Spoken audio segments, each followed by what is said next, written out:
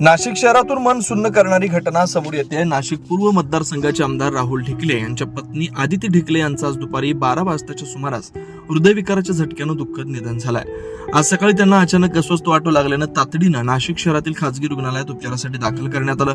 मात्र डॉक्टरांच्या सर्व प्रयत्नानंतरही त्यांना वाचवण्यात अपयश आलं आणि त्यांचं दुर्दैवी निधन झालं. आदिती ढिकले या आमदार राहुल ढिकले यांच्या प्रत्येक सुखदुःखात खंबीरपणे साथ देणाऱ्या होत्या.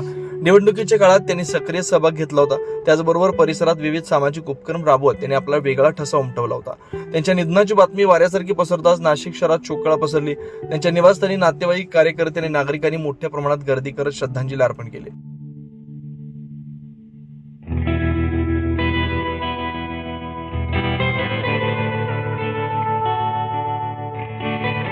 राज्याचे मुख्यमंत्री देवेंद्र फडणवीस यांनी त्यांच्या निवासस्थानी भेट देत आदिती ढिकले यांना श्रद्धांजली अर्पण केली.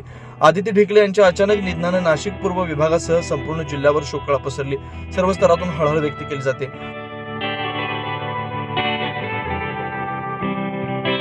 न्यूज महाराष्ट्र वृत्तवाहिनीच्या वतीने आदिती ढिकले यांना भावपूर्ण श्रद्धांजली. News Maharashtra bureau, Nashik.